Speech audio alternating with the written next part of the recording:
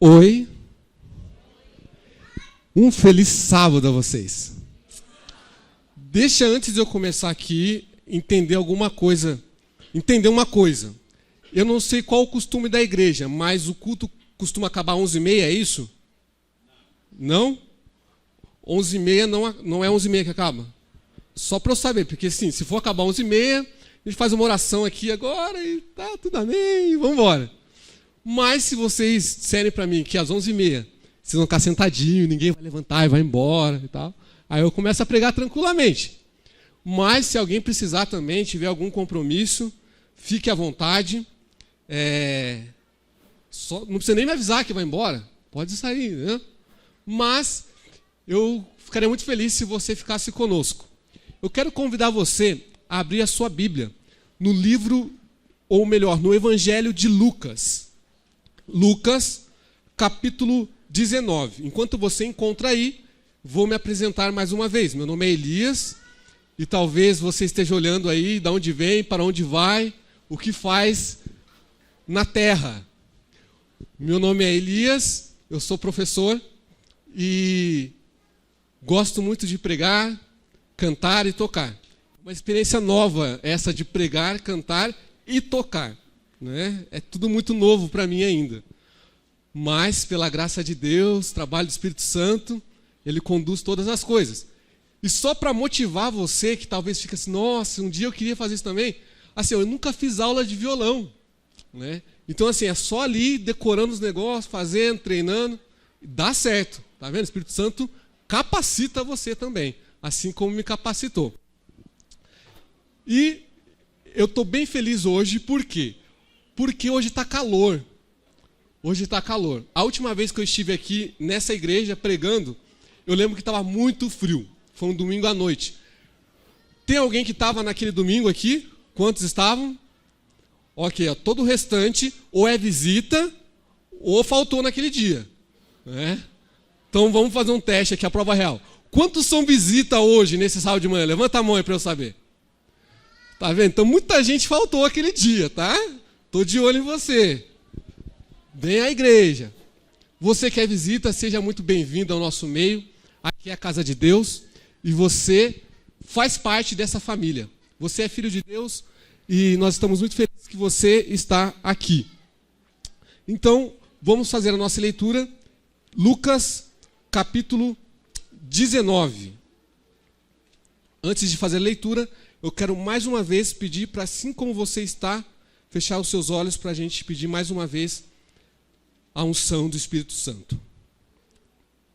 Querido e bom Deus, nós vamos ler a sua palavra neste momento. Somos pecadores e por nós mesmos não conseguimos entender a sua palavra, mas nós imploramos que o Espírito Santo nos capacite, nos dê entendimento para que possamos compreender aquilo que lá na antiguidade os seus profetas já escreveram para nós. Isso nós pedimos e agradecemos por Jesus. Amém. Lucas, capítulo 19, a partir do versículo 41. Se você está aí com a sua Bíblia, Lucas 19, a partir do versículo 41. Aqui na minha Bíblia diz assim: quando se aproximou e viu a cidade, Jesus chorou e disse: se você compreendesse neste dia, sim, você também, o que traz a paz, mas agora isso está oculto aos seus olhos. Versículo 43.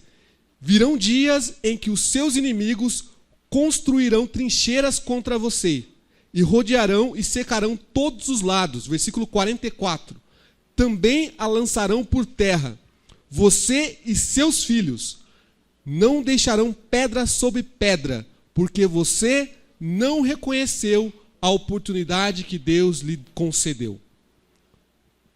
Jesus estava falando aqui sobre quem? Pode falar. Sobre Jerusalém, muito bem. Jesus estava falando sobre Jerusalém. Diz aqui que Jesus, ele chegou. Eu posso trocar de microfone? Está falhando esse aqui.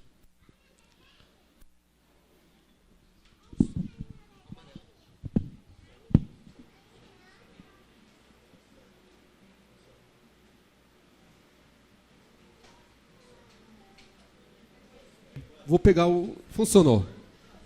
É para pegar o azul? Pega o azul para mim, por favor.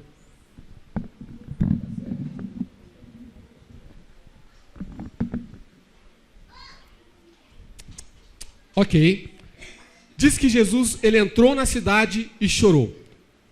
Diz que não ficaria pedra sobre pedra. Jesus, olhando para Jerusalém, ele disse, não ficará pedra sobre pedra. Mas vamos entender um pouquinho qual que é o contexto em que Jesus disse isso. Jesus, era a última semana de Jesus na terra. A última semana de Jesus em seu ministério, do seu ministério. Jesus, há poucos instantes, havia ordenado a 2 discípulos que trouxessem o que para ele? Vamos lá, quero que vocês participem. Trouxessem o que para ele poder entrar na cidade? Um jumentinho. E aí 2 discípulos foram, trouxeram um jumentinho, Jesus subiu no jumentinho e entrou na cidade. Quando ele entrou na cidade, o povo fez festa? Sim ou não? O povo fez festa. O povo estava com ramos de palmeiras nas mãos e eles abanavam aqueles ramos de palmeiras enquanto Jesus passava. E eles gritavam uma coisa. O que eles gritavam? Hosana ao filho de Davi. Hosana, Hosana, Hosana ao filho de Davi. O povo estava feliz. A ocasião era de festa. Era Páscoa. Jerusalém, naquela época, o número de habitantes que tinha era em torno de 30 mil habitantes em toda Jerusalém. Na época de Páscoa, o número, historiadores cogitam que chegava a 200 mil pessoas que vinham para Jerusalém adorar na Páscoa. Jerusalém ficava no alto de uma montanha, lá no Monte das Oliveiras. Jerusalém ficava bem no alto. Era a cidade em que todas as nações, todos os povos, na época de Páscoa, diziam, subamos para Jerusalém e adoremos. Adoremos, oferecemos sacrifícios ao Deus, ao nosso Deus.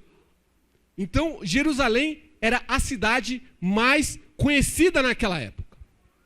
Jerusalém. O povo que vinha, eles colocavam as suas barracas, as suas tendas. Já viu o Campuri? Quando você olha de cima do Campuri, assim, tem um monte de barraca, um monte de cor, um monte de bandeira. Você olha assim, aquele colorido de cima. Era aquilo que acontecia nessa época, na época da Páscoa.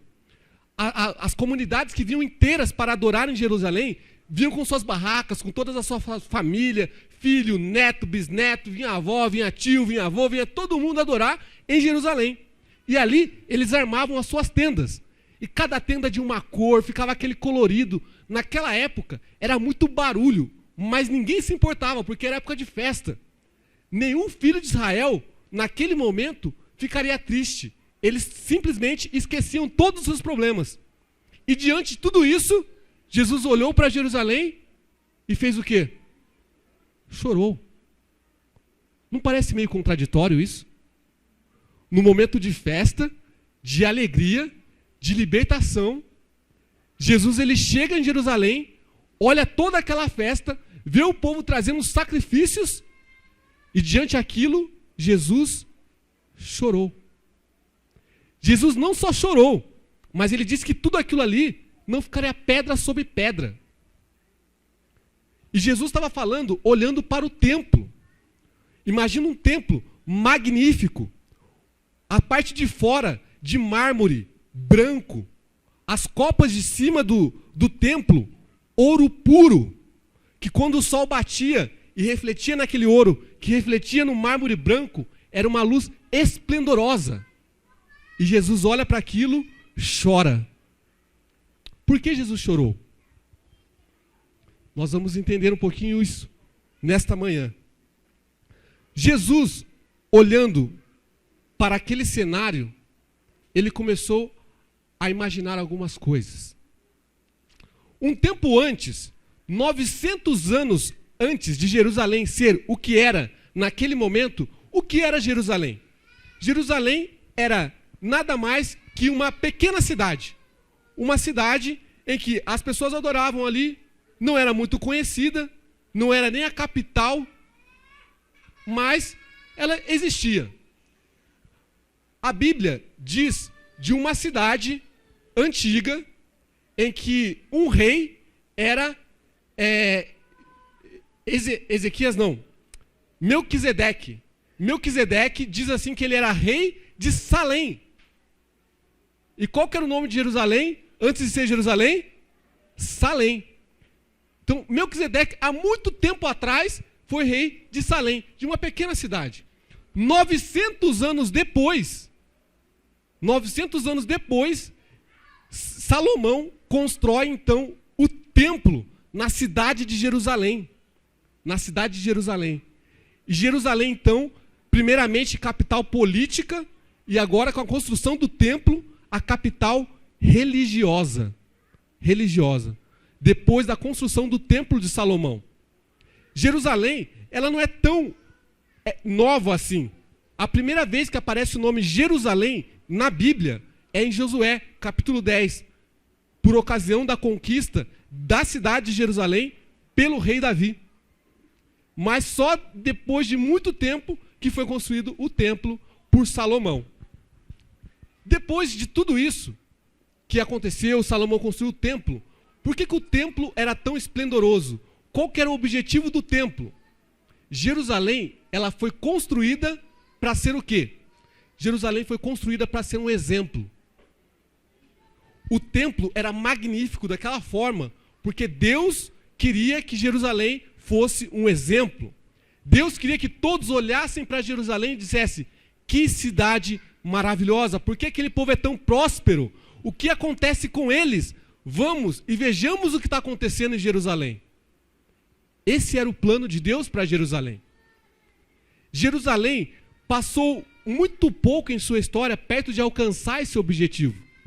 Uma das vezes foi quando a rainha Sabá, lembra da rainha Sabá?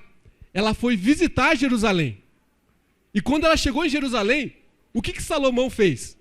Ao invés de Salomão chegar, mostrar a cidade e dizer o motivo por qual Jerusalém era tão próspero, dizem os historiadores que Salomão transformou a rainha Sabá em mais uma de suas mulheres. Em mais uma de suas mulheres. E não falou de Deus para ela. Um tempo depois, foi contado aqui na historinha das crianças do rei Ezequias. Rei Ezequias, que era o rei de Jerusalém. Ele ficou doente, teve uma cura milagrosa, miraculosa, e aí os embaixadores de Babilônia falam assim: a gente tem que ir lá falar com esse rei, porque não é possível acontecer algo como aconteceu. E quando os embaixadores da Babilônia chegaram para conversar com Ezequias, o que Ezequias fez? Ao invés de falar do Deus que tinha curado ele, toda da cura, ele saiu e começou a mostrar Jerusalém. Falou: olha só como é bonito, olha o nosso templo, olha os nossos ouros, olha as nossas joias.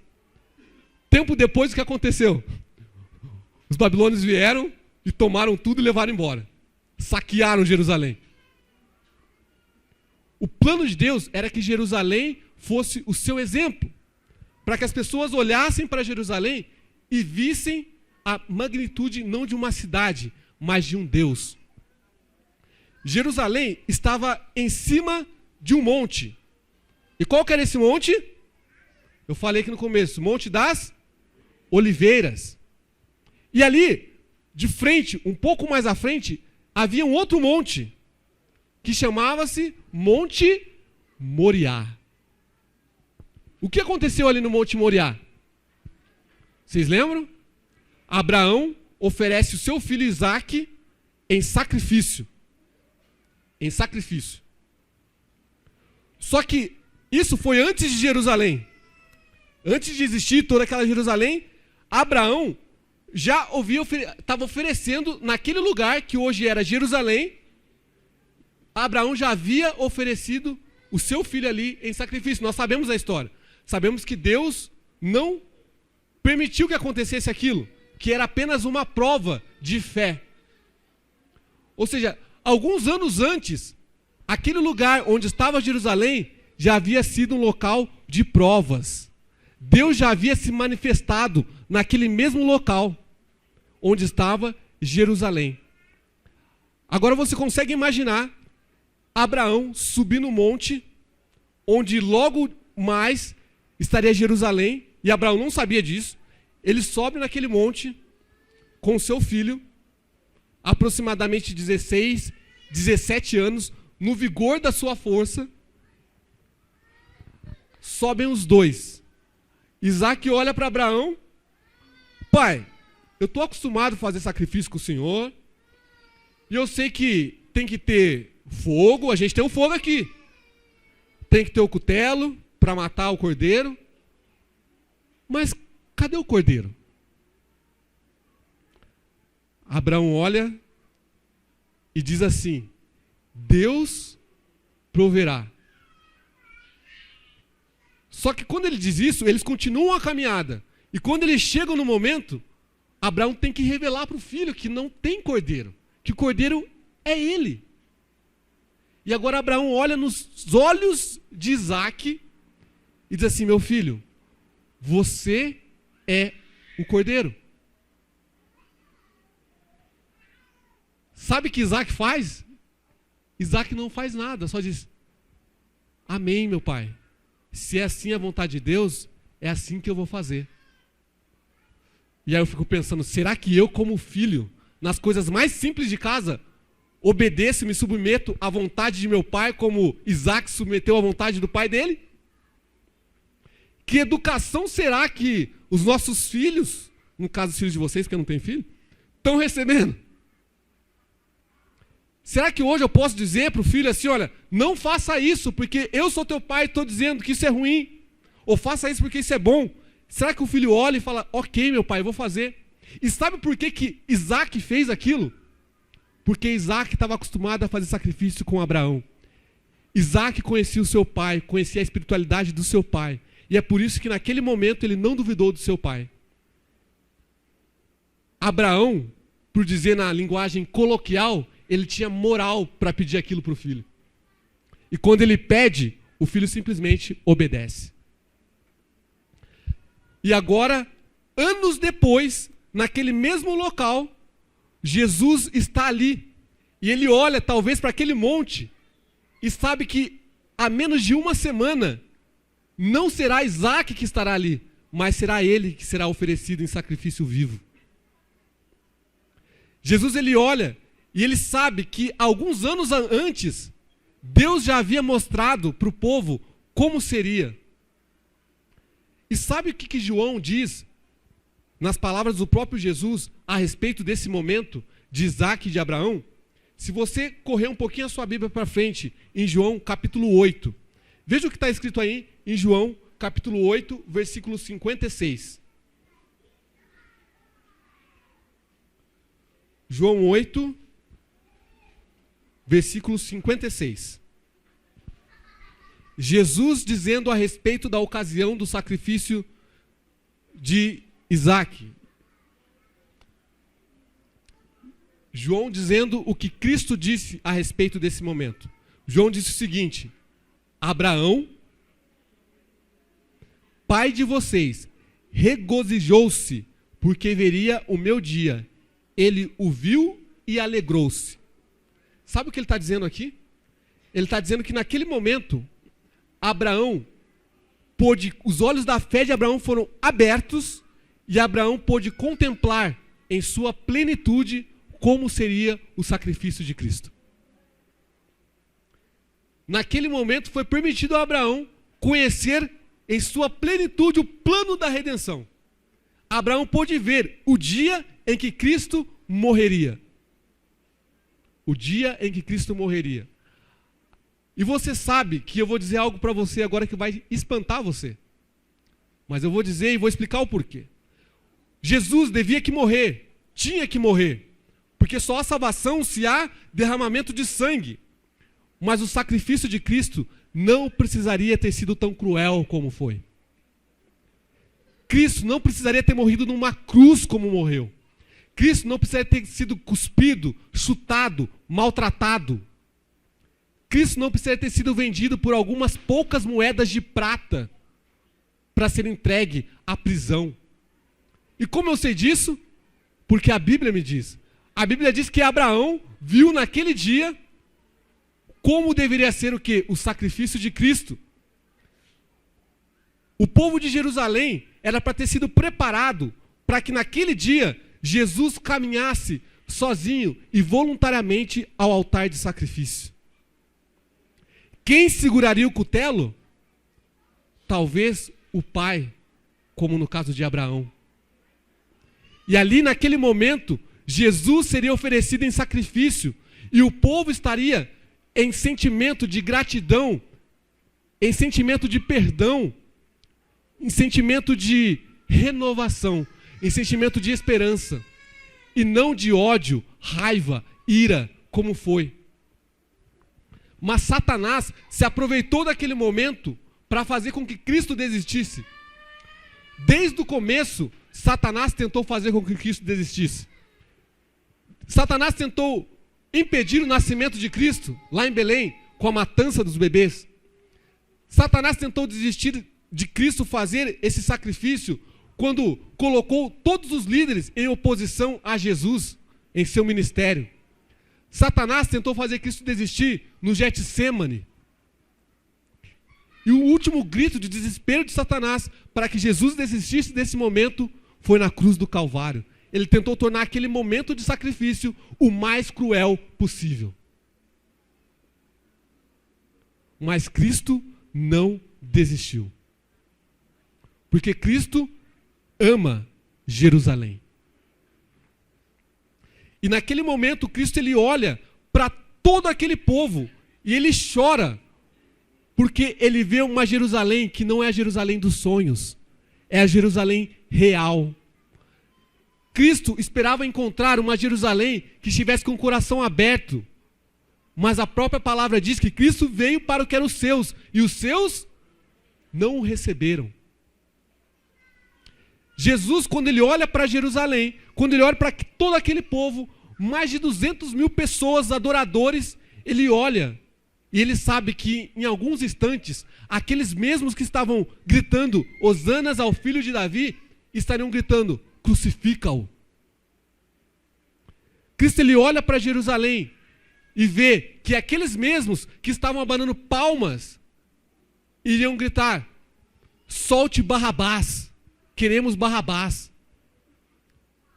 Cristo veria que todo o seu sacrifício para aquele povo, para aquela geração, para aquele povo, para aquela geração, seria em vão. E Cristo ele olha agora para Jerusalém e chora. Cristo ele não chora porque ele vai sentir dor. Cristo não chora porque que ele vai ter que tomar o cálice. Não é por isso. Ele chora porque ele vê um povo que não está arrependido. É por isso que Cristo chora. E Cristo chora porque aquele foi o povo escolhido por Deus para receber o Filho de Deus, para contemplar o momento do cumprimento do plano da redenção. Cristo escolheu um povo na terra, que era o povo de Jerusalém. E o povo não participou do plano de Deus.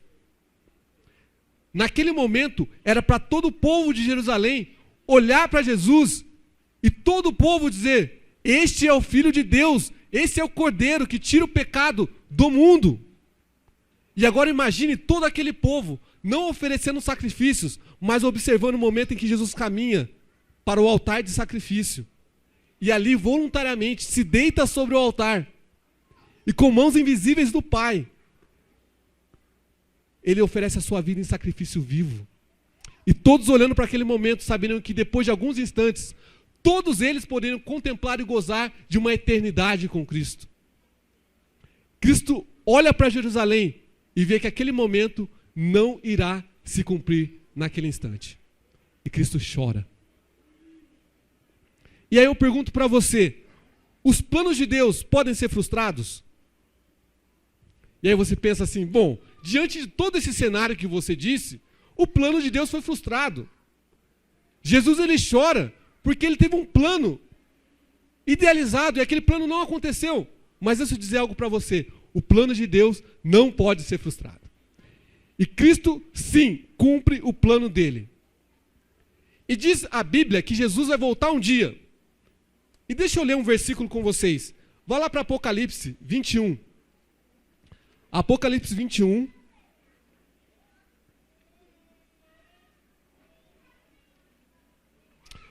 Vamos ler apenas 4 versículos. Apocalipse 21.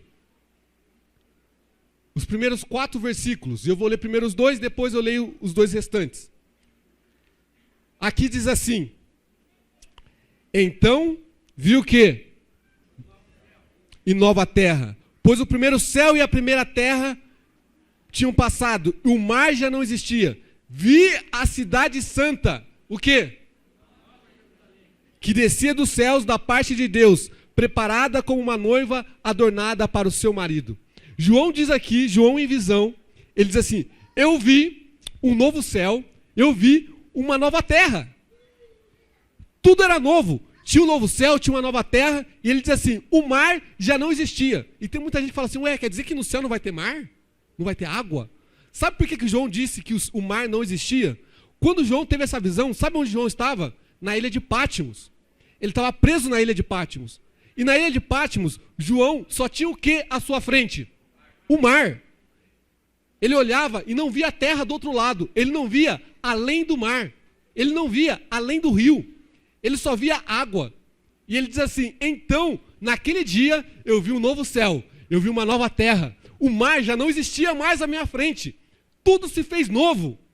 E eis que eu vi a cidade santa, a nova Jerusalém, descendo do céu, da parte de Deus, ataviada como uma noiva para o seu esposo. Foi isso que eu vi. O céu será novo, a terra será nova, mas uma coisa não será nova: o nome Jerusalém. Jerusalém ainda continuar sendo a cidade de Deus. Deus ainda vai deixar o nome Jerusalém por toda a eternidade. E sabe o que é mais impressionante? Em Zacarias diz que a nova Jerusalém, essa cidade que João viu descendo do céu, ela vai vir sobre a terra. E sobre que monte ela vai ficar? O Monte das Oliveiras. E a antiga Jerusalém estava sobre que monte? O Monte das Oliveiras. Diz Zacarias que o Monte das Oliveiras se rachará ao meio, ficará plano, e a nova Jerusalém, a cidade de Deus, vai descer sobre este monte e ali vai permanecer por toda a eternidade. Sabe o que quer dizer? Isso quer dizer que Deus, ele vai mudar a estrutura do universo por causa de mim e de você. A nova Jerusalém vai ser aqui. Deus vai mudar o seu lugar de habitação para habitar com você. Todos os povos de outros mundos que quiserem adorar e ver a Deus, eles terão que vir aqui, na nova Jerusalém. Deus está mudando, vai mudar a estrutura do universo por causa de mim e por causa de você. Cristo sempre teve o sonho de habitar com o seu povo. No Éden, Cristo quis habitar com os seus filhos. O plano foi frustrado. Depois, Cristo, por meio de Deus, orienta Moisés a fazer o quê? Um santuário, para que eu habite no meio de vocês. E o plano foi frustrado. Aí Deus pensa assim: não, então eu vou mandar meu próprio filho para que ele habite em pessoa no meio do meu povo. E o povo faz o quê? Mata o Filho de Deus. E agora diz Apocalipse que Deus não vai vir só com Jesus, não vai vir só com o Espírito Santo, não vai vir sozinho. Deus disse assim: já que o povo está rejeitando, sabe o que eu vou fazer para habitar no meio deles? Eu vou levar todo mundo comigo. O céu inteiro vai ser lá. E agora eu habitarei com o meu povo, eles serão os meus filhos e eu serei o Deus deles. Olha o que diz Apocalipse 21, versículo 3 e 4. Ouvi uma forte voz que vinha do trono e dizia: agora o tabernáculo de Deus está com os homens, com os quais ele viverá. Eles serão os seus povos, o próprio Deus estará com eles e será o seu Deus. Ele enxugará dos seus olhos toda lágrima. Não haverá mais morte, nem tristeza, nem pranto, nem dor, porque todas essas coisas já terão passado. Amém? Esse é o plano de Deus para mim e para você. Para que você habite nessa nova Jerusalém. O sonho de Deus para Jerusalém antiga era que Jerusalém fosse a capital do mundo. E Jerusalém frustrou os planos de Deus. agora Jerusalém não será apenas a capital do mundo, mas será a capital do universo. E você vai habitar nela em nome de Jesus. Em 2005, ou melhor, em 2007, eu cantava num coral. Eu sempre fui metido a querer cantar, assim, né? Mas sempre em conjunto. Coral, essas coisas não aparece muito, né? Você não sabe, você dá uma enganadinha ali, tá, passa. Mas, nesse coral que eu cantava, havia um pianista. O nome dele, Endel Matos. E o Endel, um pianista esplendoroso. Esplendoroso. Ele não só era pianista, mas ele compunha músicas também. Ele compunha músicas. E ele era um cara, assim, muito bom. Ele tocou por muito tempo num conjunto, conhecido aí de alguns na igreja, que chamava Tom de Vida. Ele foi pianista desse conjunto por muito tempo. E ele era pianista desse coral que eu cantava. E eu lembro que o Endel, ele tinha uma facilidade de compor. E como ele era pianista, ele sentava no piano e logo saiu uma música. E um dia, ele contando, ele estava na casa de um amigo dele e sentou no piano que tinha lá na casa do amigo dele e começou a compor uma música. E quando ele começou a compor essa música, ele perdeu os movimentos dos braços. Logo voltou, mas ele foi ao médico saber o que tinha. E ele descobriu que estava com câncer. Um câncer no cérebro. E o câncer afetava justamente as suas mãos. O Endel fazia 2 anos que estava casado. Jovem de tudo. Seus 27, 28 anos. O Endel então começou a fazer um tratamento. E teve que parar de tocar. Ele parou de tocar, fez o tratamento e se curou. E voltou a tocar. E voltou a compor. E um dia, compondo, ele teve uma crise muito forte. E ele caiu no chão, começou a se debater. E quando ele voltou ao normal, foi ao médico. Ele não era mais câncer, mas era uma outra doença que afetava os seus braços. E ele perdia o movimento dos braços. E então um dia, o Endel começou a fazer tratamento. E na sua casa ali, tocando, ele teve uma outra crise. E ele disse que ele só lembra de uma coisa, de ter orado para Deus para terminar pelo menos aquela música. E o Endel conseguiu terminar aquela música. Ele disse que quando acordou no hospital, ele não lembra de ter terminado a música, mas a música estava pronta. A música estava pronta. E o Endel, nessa música, ele falava sobre o céu. Alguns dias depois, o Endel veio a falecer. E essa foi a última música que ele fez. E essa música falava de um céu. Ele dizendo, eu sempre ouvi de um céu que meu Jesus preparou para mim, com lindas mansões, vida eternal. E ele dizia assim, eu quero o céu, mas não por todas essas coisas. Eu quero o céu, simplesmente porque eu quero abraçar Jesus. E ele dizia assim na canção, eu não preciso mais chorar. Essa foi a canção que ele fez em meio aos seus últimos momentos. Ele dizia, eu não preciso mais chorar, porque neste momento eu posso abraçar o meu Salvador. Ele tinha certeza da salvação. E ele sabia que se ele morresse naquele momento, Jesus teria voltado para ele naquele momento. E naquele momento, como a morte é um piscar de olhos, ele abriria os seus olhos e viria Jesus e lembraria, eu agora não posso mais chorar, porque eu simplesmente vou abraçar o meu Jesus. Você vai escutar essa canção agora. Essa canção vai ser cantada nesse momento. Enquanto você escuta essa canção, eu quero pedir para que você pense no céu.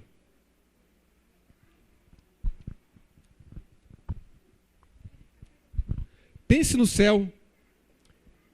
Pense em tudo que Cristo tem preparado para você. Pense que Ele está mudando a estrutura do universo por você.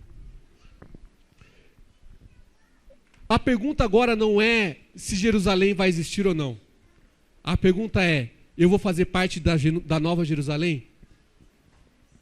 Hoje é o dia de nós decidirmos com quem e aonde nós queremos passar a eternidade.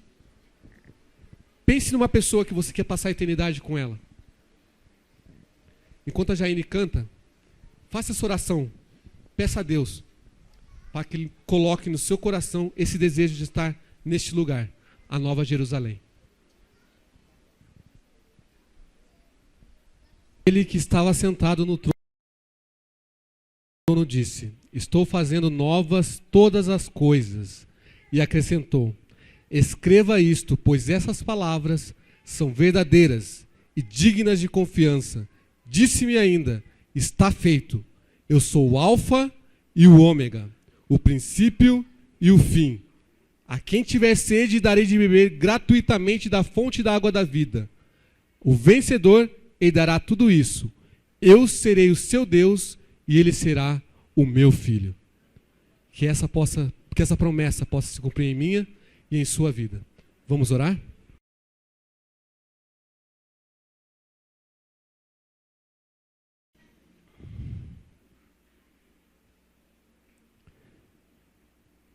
Querido Deus, uma vez mais nos colocamos na condição de filhos teus e vamos até ti em oração. Nós escutamos, lemos sobre um lugar, sobre um céu que o Senhor tem preparado para cada um de nós. E por vezes essa promessa em nossa mente tem sido esquecida. E a nossa visão, os nossos sonhos, os nossos desejos são todos voltados para essa terra. E quando desanimamos, não vemos mais uma saída, não temos esperança, ficamos desanimados. Simplesmente porque esquecemos que o nosso lar não é aqui. Aqui é bem verdade que vamos passar por tribulações, vamos sofrer, mas é bem verdade também que o Senhor disse que há um céu onde não mais haverá morte, onde não mais haverá sofrimento, onde não mais haverá pranto nem dor. E este céu o Senhor tem preparado para cada um que aqui está. Coloque em nosso coração o desejo de estar nesse lugar. Planta em nós o desejo também de compartilhar essa boa nova, essa verdade a outras pessoas também, para que elas também possam participar e desfrutar dessa grande promessa e dessa bênção que o Senhor tem para nós. Perdoa os nossos pecados, ó Deus. Limpa-nos. Afasta de nós aquilo que impede de sermos totalmente teus. E planta em nós, coloca em nós o caráter de Cristo Jesus. Nos ajude a sermos mais santos, no sentido de sermos separados para ti, para que possamos viver as tuas verdades e pregar essa verdade a outras pessoas também. Que hoje nós possamos estar e ter a certeza de que se aqui acabarmos a nossa história nessa terra, neste mesmo momento, ela também se inicia no céu. Fica conosco, salva-nos um dia para o teu reino. Isso nós pedimos e agradecemos em nome de Jesus. Amém.